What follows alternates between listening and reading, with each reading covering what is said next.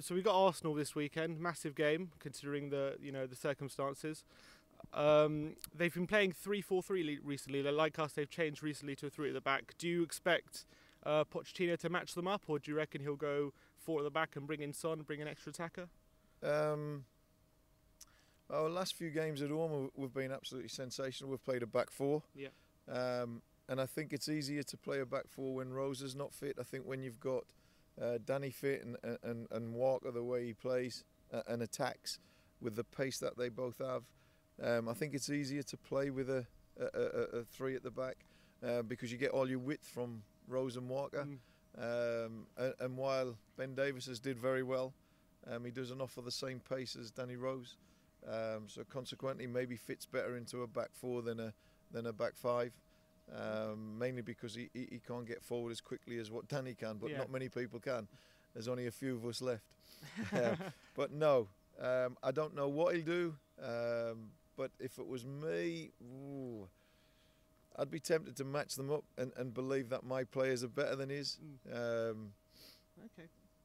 And that's probably what I would do. Okay.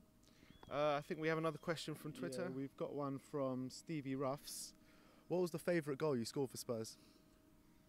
The favourite goal, it depends. Against the best goal, the favourite goal is obviously, I've scored the winning goal in the quarter-final of the FA Cup at Chelsea, the winning goal in the semi-final of the UEFA Cup against Ajax Split, the winning goal in the semi-final of the League Cup against West Brom. They obviously would rank as favourites. The best goal I ever scored was obviously at Highbury, my first ever North London derby. Ricky Villa passed me the ball on the off-wheel line. I beat 3 players and smashed it in at the top corner from 25 yards.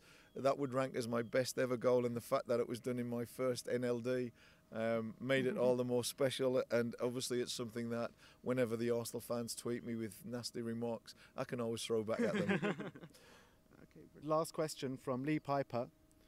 What was the favourite game you played in at the Lane, and what was the favourite game you watched at the Lane? Seeing it's our last season at White Hart Lane. Oh wow! Listen, the Lane. It just, look, I'm getting goosebumps. I'm getting goosebumps all over my body every time I talk about the Lane. You have to remember that as a 14-year-old schoolboy was the first time I experienced the Lane. I'm now 57. I know I look 28, but I'm not. I'm 57. And not a day over 24. Yeah. Every time I talk about the Lane, it brings a lump to my throat. It brings goosebumps through my body because it's where 2/3, maybe more than 2/3 of my life has been spent in such a special place with special memories. Favorite game, 2. You must always put team first. So from a team perspective, I would have to say that the UEFA Cup final of 1984, sort of the way that we won it, Keith Birkinshaw's last game, the emotion that surrounded that, obviously how rare is it in the history of football to play a massive European tournament in front of your own fans, and the atmosphere that they created, it was just incredibly special. And then from a personal point of view, the semi-final of the UEFA Cup where I got the winning goal, lost the contact lens in the process, had to leave the pitch to put it back in, having found it lying on the middle of the pitch, which was staggering, and then to walk back up the tunnel to 37,000, 40,000 Tottenham fans singing your name because you've scored the winner to put us through to the final, and you're standing waiting to come back on to catch the referee's attention, and there's one Micky Hazard echoing around the ground. I've got to say that it was a moment in time specially reserved for me, a moment that I never really wanted to end. Don't put me back on, just let me stand here listening to the fans sing my name. It was incredible. So 2 incredible games, fortunately for me, both at White Hart Lane, that wonderful special place that 2 more games to go. I hope we win both games so that we don't leave. We have a season undefeated at the Lane. It would be absolutely a remarkable send-off to the Lane. The best game that I've ever seen at the Lane? Wow. Wow, what a question. It's obviously can't be one that I've played in. I remember watching, I was in the stands, sadly. I was injured. Watching Spurs beat Arsenal 5-0. I think a couple of seasons earlier they'd beat us 5-0 at the Lane. Liam Brady scored a wonder goal. and they were, every time they used to sing, "We won 5-0 at the Lane," well, they couldn't sing it anymore once we stuffed them 5-0. So yeah, no, that was a memorable occasion.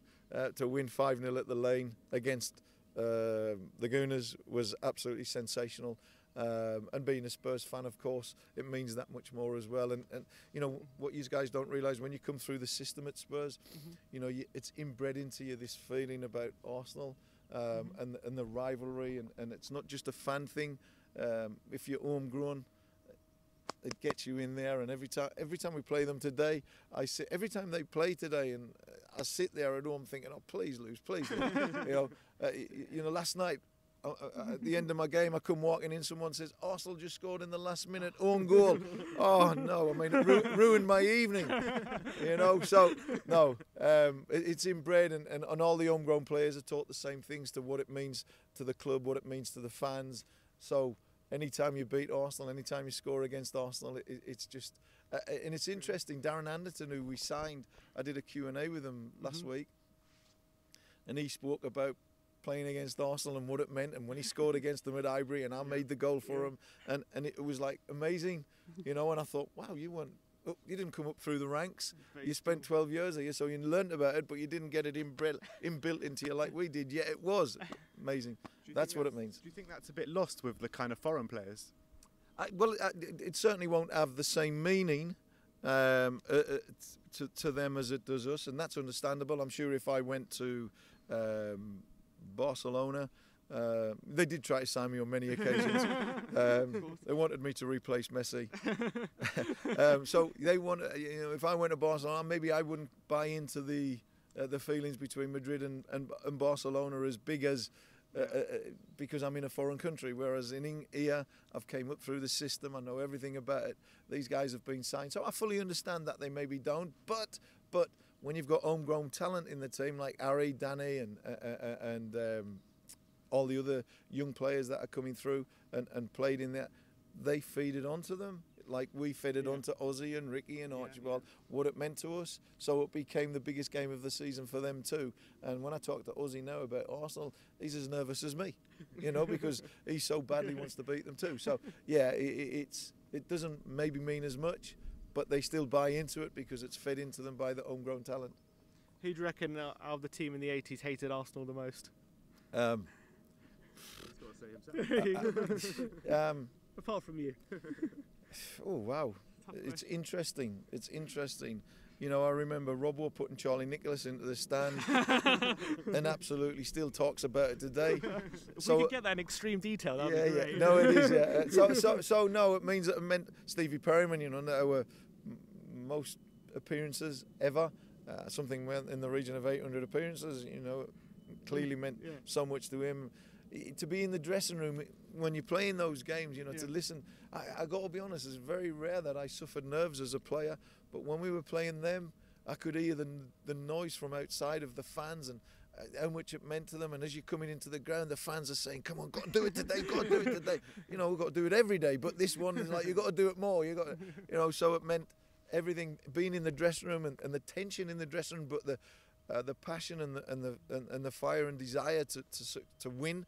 And I think it was more to win for the fans because it meant so much to them. And that's not saying it didn't mean so much to the players. It did. But if you lost to Arsenal, which I can't recall ever doing, but then if I did, I've blanked it out.